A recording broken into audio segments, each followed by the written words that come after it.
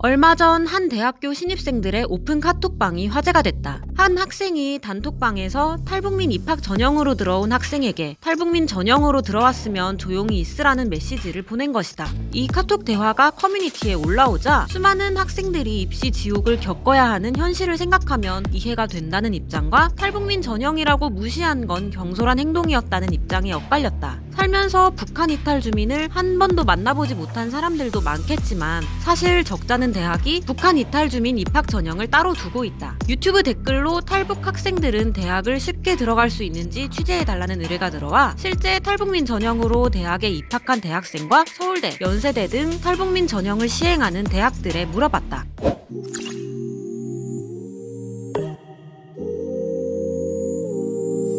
북한 이탈 주민의 한국 정착을 돕는 하나센터가 발간한 2019학년도 특별전형 대입 참고 자료를 보면 전형 이름은 다르지만 현재 약 130곳의 대학에서 탈북민 입학 전형을 시행하고 있다. 각 대학은 탈북민 입학 전형을 어떻게 시행하고 있을까? 연세대에 전화했다.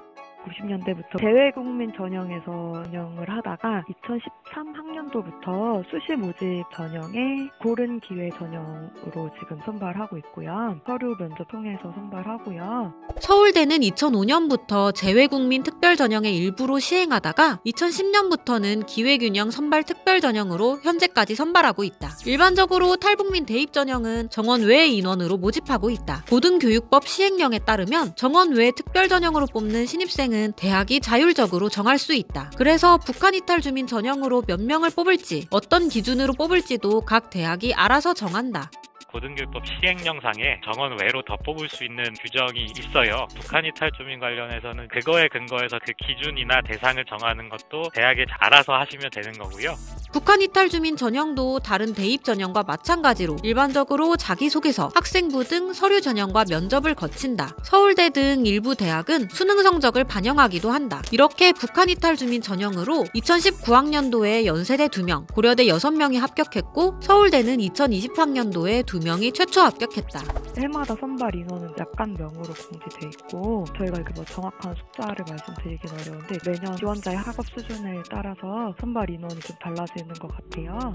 그렇다면 북한 이탈 주민 학생들은 대학에 가기 위해 어떤 준비를 할까? 그들도 국내 학생들이 대학에 가기 위해 준비하는 것만큼 치열하게 대입 준비를 하고 있을까? 실제 북한 이탈 주민 전형으로 서울대에 입학한 학생을 수소문해봤다. 서울대학교 같은 경우에는 최저 등급 2등급 2개 과목을 맞춰줘야 되고요. 또 영어 성적 같은 경우에도 토익 준비를 꽤 좀 오래 했었어요. 2년 정도 넘게 대성학원에서 수능을 위해서 계속 공부를 했었거든요. 경쟁률이 진짜 높아요. 왜냐면 이게 많이 뽑는 거 아니거든요. 대부분의 대학들은 진짜 선별을 많이 해요. 제 주변에도 재수하는 친구들 진짜 많아요. 친구들이 공부하려는 의지 자체가 엄청 높거든요. 특히 북한에서 어렸을 때 받았던 교육이 우리나라 교육제도에서 배우는 것과는 많이 달라서 대입을 위해 아예 처음부터 공부를 해야 하는 것이 힘들었다고 한다.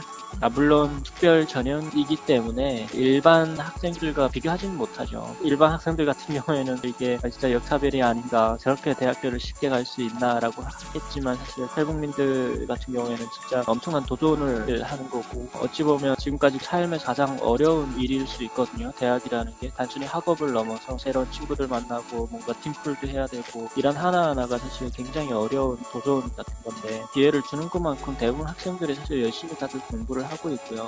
미국에서도 비슷한 논란이 있다. 하버드대가 입학생을 뽑을 때 아시아계 학생들이 유리하게끔 일부러 차별한다며 한 시민단체가 소송을 제기한 것이다. 이에 대해 하버드 측은 단지 학업 성적만을 보고 입학생을 뽑는 것이 아니라 인종 다양성의 가치를 실현하는 입학 정책을 펴고 있다며 맞서고 있다. 이 소송은 현재 연방대법원의 최종 변론을 기다리고 있다. 지난 2018년에는 청와대 국민청원에 대입 탈북자 전형을 축소 또는 폐지하라는 청원글도 올라왔다. 청원을 올린 이는 대한민국 발전과 아무 관련도 없는 탈북자를 한민족이라는 이유로 받아주고 엄청난 지원과 특혜를 주고 있다며 탈북자 대입 전형엔 합격자 숫자 제한도 없고 평가 수준도 믿지 못하겠다고 주장했다. 어쩌면 이 청원글이 탈북민을 바라보는 우리 사회의 시선을 그대로 드러내고 있는지도 모르겠다. 여전히 북한 이탈 주민은 우리가 아닌 남이고 우리의 자리와 혜택을 빼앗는다는 거다. 북한 이탈 주민은 우리일까? 아니면 여전히 우리의 권리를 침해하는 남일까?